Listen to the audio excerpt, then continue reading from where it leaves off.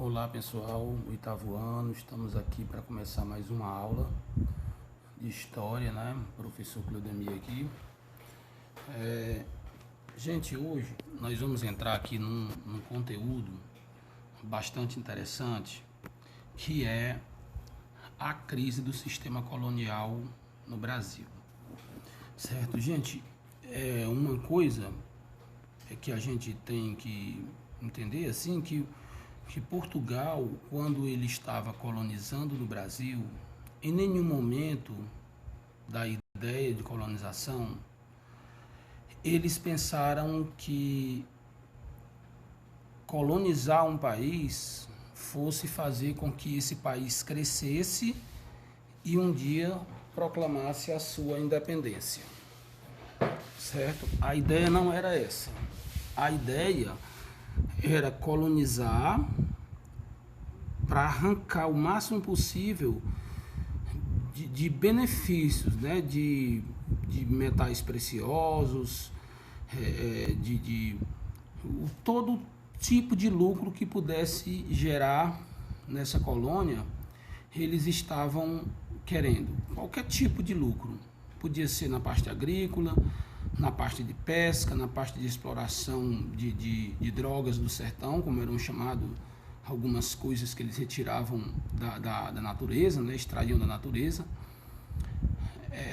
e também a questão da mineração, do ouro, da prata, que poderia ser retirado futuramente, que no primeiro momento da colonização isso não foi alcançado, certo? Houve um tempo, teve um tempo, foi preciso de tempo para que acontecesse desse, que no caso era o ouro e a prata. Então, a gente também sabe, né, que Portugal foi o primeiro país, a primeira nação a se lançar aos mares, juntamente com a Espanha, para poder explorar outros lugares para colonizar, certo? E é claro que isso não continuou para sempre, somente eles dois. Foi aparecendo países como a Holanda, como a Inglaterra e vários outros. No decorrer da história foram aparecendo países. E esses países começaram a se tornar concorrentes de Portugal. Começaram a se tornar concorrentes da Espanha. E esses países que dominavam os mares, que dominavam a colonização, o processo de colonização de países novos, desses continentes que era novo, que era diferente, que não era um continente europeu, esses países começaram a incomodar Portugal, começaram a incomodar a Espanha. E isso começou a gerar problemas, né? Inclusive guerras, conflitos e muitas coisas. E enfraquecendo, né? Consequentemente enfraquecendo Portugal, que era uma grande potência. E Portugal precisava repor esse seu poder financeiro, essa sua parte econômica que estava tendo prejuízo. E o rei de Portugal começou a tomar decisões que afetavam muito a colônia. A colônia, no caso aqui o Brasil, a colônia nessa época dessa crise em que outros países começaram a se lançar nos mares, a França, a Inglaterra, a Holanda, que eles também tentaram, inclusive, até colonizar aqui o Brasil, a Holanda até conseguiu, né? Passou um bom tempo, algumas décadas, colonizando aqui o Nordeste brasileiro. A França teve uma tentativa de colonização no Maranhão, no Rio de Janeiro. Passou um tempo, depois foi expulso, né? E isso, Portugal começou a tomar a decisão que afetava muito a colônia, né? No caso, aqui o Brasil, as pessoas que moravam aqui no Brasil. Tinha muitos colonos, gente, que eles vinham de Portugal com o interesse de colonizar, né? de ficar aqui, de morar aqui, de ficar rico e ficar por aqui. Mas eram poucos. A maioria deles queriam apenas explorar a terra e ir embora. Eis um dos fatores que faz com que a gente entenda o processo de exploração americano e o processo de exploração de colônia do Brasil. O processo de exploração da colonização americana foi bem diferente. Nos Estados Unidos, eles chegaram para explorar e ficar no território. Explorar no sentido de arrancar da terra ali o que ela dá, mas ficar por lá mesmo, produzir, fazer com que aquele local crescesse. Diferente aqui de Portugal, diferente aqui do Brasil, que Portugal veio para arrancar e levar para fora. Atrapalhou muito o desenvolvimento do nosso país, que até hoje a gente sente na pele isso. Então, o que foi que o rei de Portugal fez? O rei de Portugal, gente, ele criou um sistema de cobrança de imposto. A primeira coisa que ele fez foi mandar essa coisa linda para cá, né?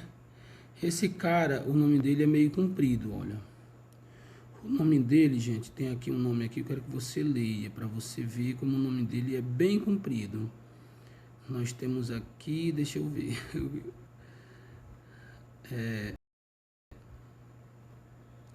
A gente conhece ele, gente, como Marquês de Pombal, certo?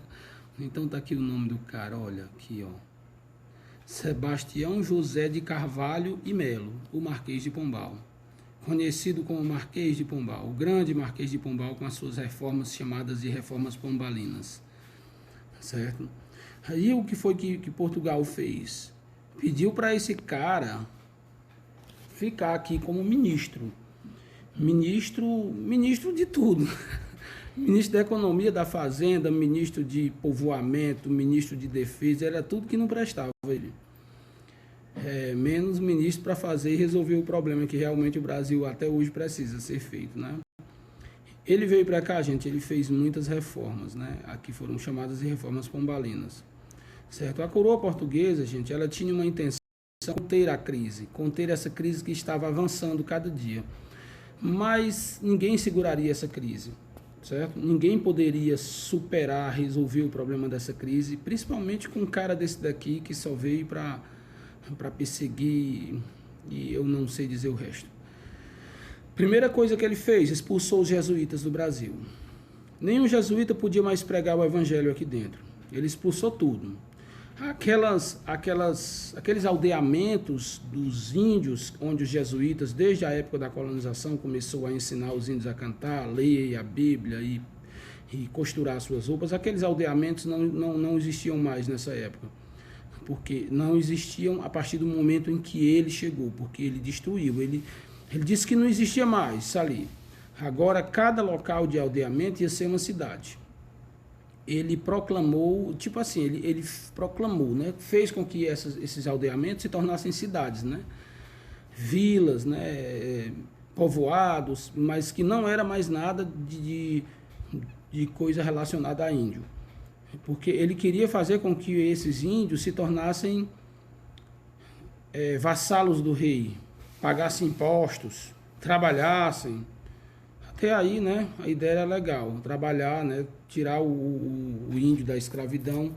Só que no momento em que ele proíbe também a escravidão dos índios, ele facilita a escravidão de africanos. É aí que começa o tráfico de africanos, que era muito lucrativo para o rei, né, porque pagavam impostos muito altos quando chegavam no Rio de Janeiro. Por isso que um escravo aqui era muito caro, gente. Quando os escravos chegavam no Rio de Janeiro, que eram lá, que vinham nos navios, né, da África, quem comprava um escravo pagava mais que eles conseguiam lá na África, muito mais que o triplo, talvez o quintuplo, né? Quíntuplo, né? Quintuplo, né? Quíntuplo. Não sei nem pronunciar essa palavra, gente. Quíntuplo. Eu não vou nem dizer o sextuplo, porque eu posso errar também. Não sei se é sextuplo ou se é sextuplo.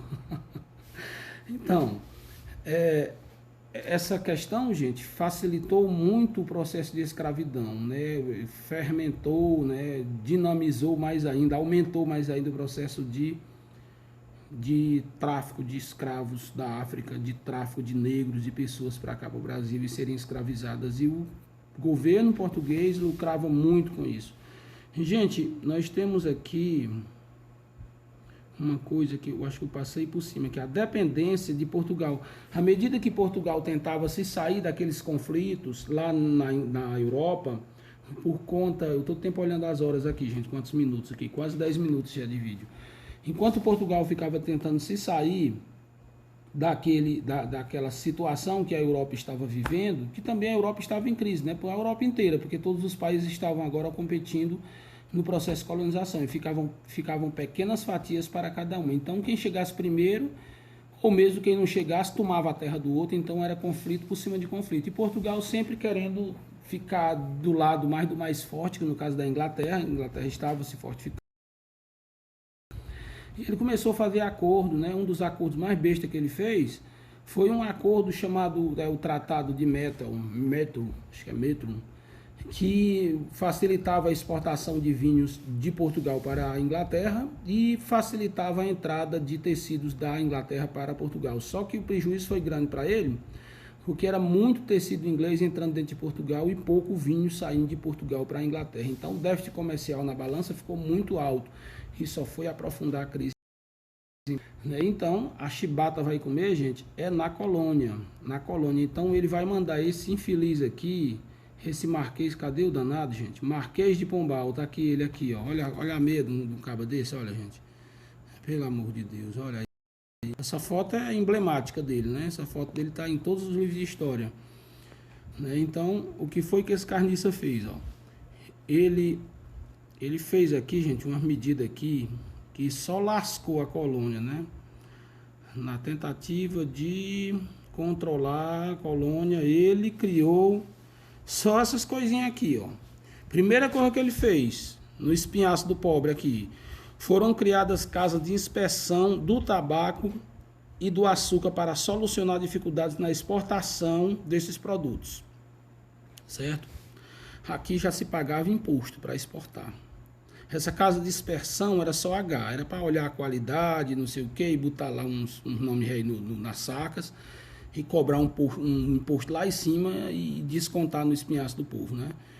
Outra coisa, para reforçar o monopólio comercial português, foram criadas Companhia Geral de Grão-Pará e no Maranhão, né?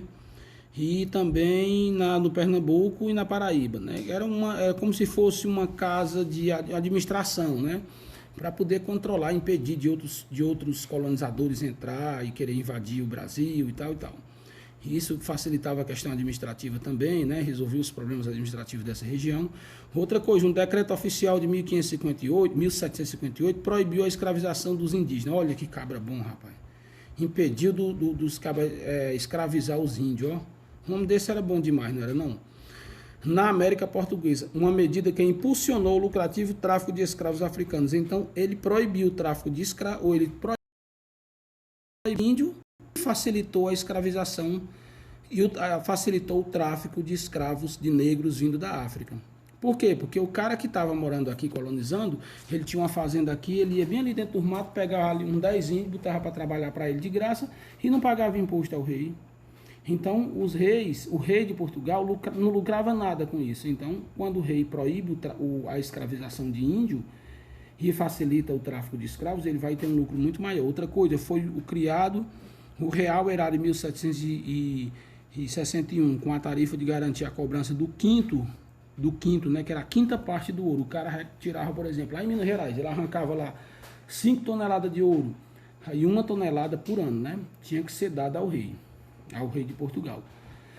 Gente, só que isso era muito relativo, sabe?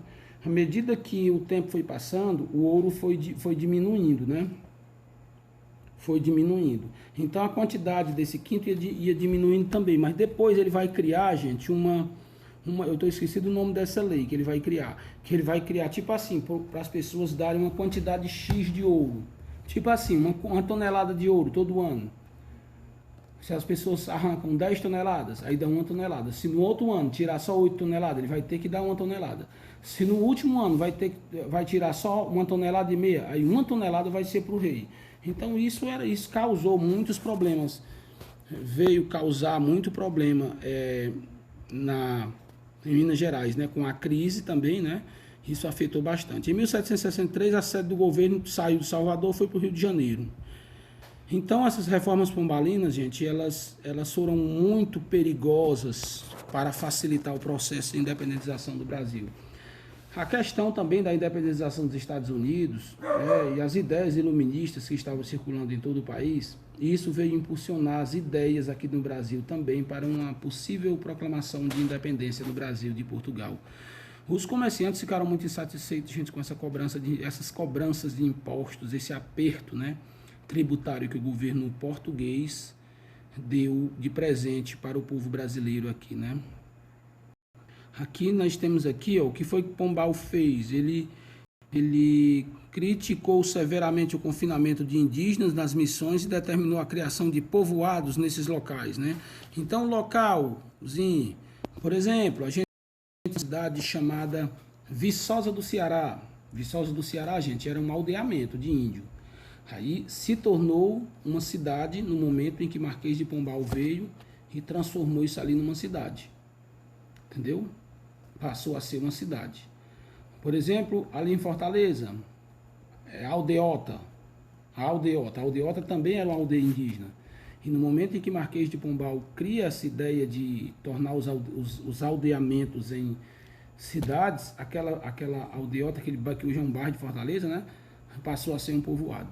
Então, gente, nós vamos fazer uma tarefinha agora. Próxima aula a gente vai ver Conjuração Mineira, que foi a tentativa de independização do Brasil.